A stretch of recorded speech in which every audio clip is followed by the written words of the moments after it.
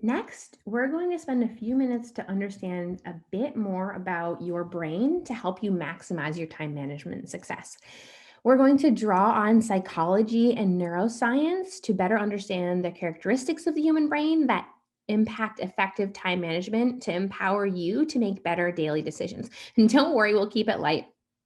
I do very much enjoy psychology and neuroscience research, but I'm going to just simply state some concepts from these areas so you can make some practical changes with this introductory information.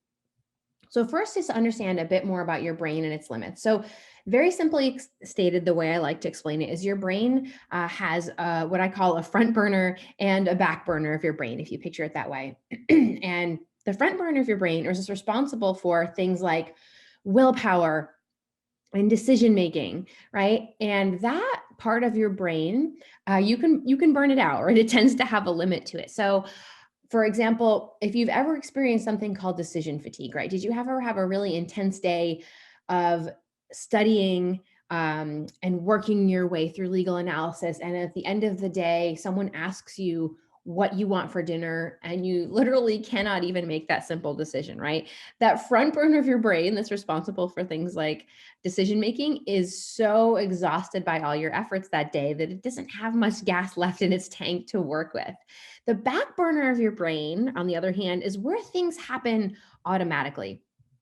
So, where habits happen. So, if you ever driven somewhere and then that you drive all the time and then you get there and you sort of can't actually remember the drive very much because it happened on autopilot, right? That's the back burner of your brain.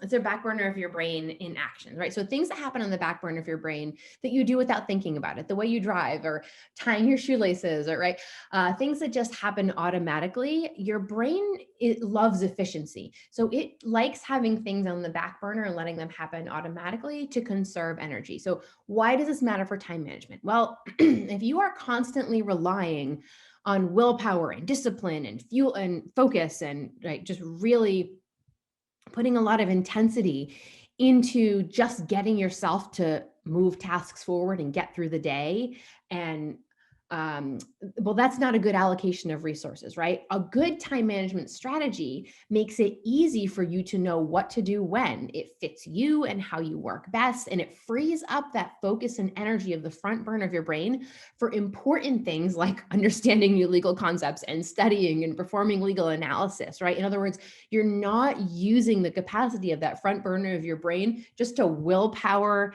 your way through getting stuff done, right? And relying on discipline just to forcefully move things forward, right? If you can lighten the load and move things forward through your time, let your time management strategy lead you through moving things forward, save that resource, that very limited resource, that important and limited resource of the front burner of your brain for the important things.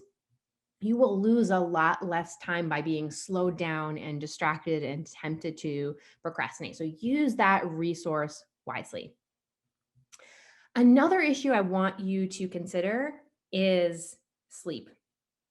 There are many scientists who focus their entire career on studying sleep. So we're just going to, I just want to raise this issue for you very lightly. But this matters very much. And I see this go wrong for people. So I want to point this out. What I see often is people sacrificing sleep to get more done, and that doesn't really work, particularly for lawyers and law students. So if you sacrifice sleep to free up time, you're very likely to be more distracted and less focused and struggle to retain information, and not to mention other health issues that come out that align with not sleeping. I'll say this, you may be wasting your study time in large part if you aren't getting sufficient sleep. So, Dr. Matthew Walker is a professor of neuroscience and psychology at UC Berkeley, the director of the sleep and neuroimaging lab there.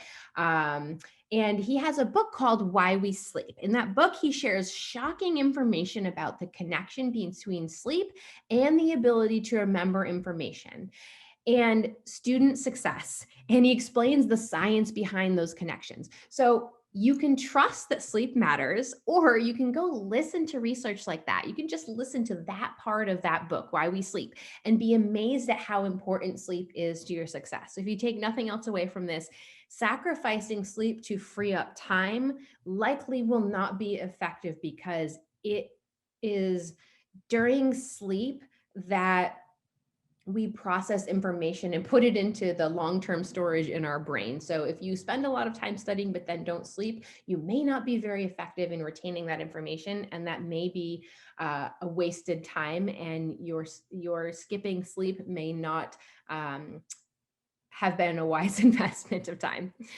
All right, and then the final concept here is think about when and how often you are switching contexts and switching tasks. So it's very easy to have your attention pulled away these days. Computers and technology and social media, and we are so connected. You may actually find it hard to focus for long periods of time because you're used to being pulled away. It's a habit. But being pulled away costs you time, and more time than you might think. In other words, if you're pulled away from a legal analysis or from your studying for 5 minutes or 1 minute, you lose much more time to get back on track when you're interrupted, right? In other words, some studies show it takes well over 20 minutes to get back on track each time you're interrupted. So it may seem like not a big deal to indulge in an interruption. Maybe it's just a 60-second break, but that 60-second break can actually cost you a very significant amount of time. And if that's happening frequently throughout the day, that time really adds up. You've probably experienced this too. So sometimes when you stop to check an email or check social media, even when you try to go back to what you're doing, your brain is still stuck on that thing that distracted you. So you may think, oh, I'll just check this email or this notification or this comment on Facebook. And then you try to go back to what you're doing, but your brain is still processing or trying to resolve whatever it was that you just distracted yourself with when you were switching contexts, right? So indulging in distractions or allowing distractions can cost us a lot more time than we might be tempted to think. So again, we talked about distractions and how to handle them so you can minimize their impact. But here's another approach to consider. You can try setting aside blocks of focused time and then building in a break. So in other words, just instead of just trying to focus through indefinitely and power through work indefinitely, set a concrete amount of time during which you're going to work.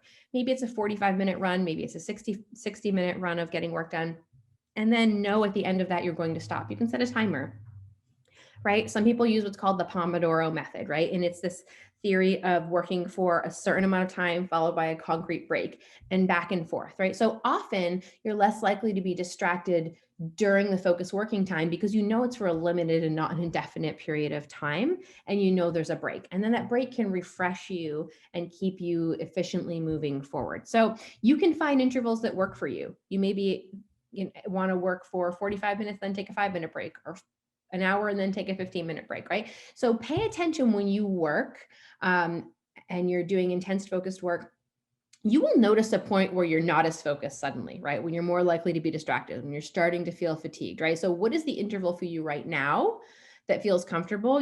Sometimes it's, for the first half hour we work, we get a certain volume of work done, right? And then in the next half hour of work, we may get a small percentage of the amount of work we got done in the first half hour, right? If you pay attention, you can identify that point in time where you start to see that reduction in the return on the time you're spending. And then you may be able to lengthen that amount of focused time over time if you practice, but just knowing the amount of time that you need to get something done before you start to feel like you're losing focus, and then the amount of break that you need to refresh and then go back to it, is a very, very powerful tool.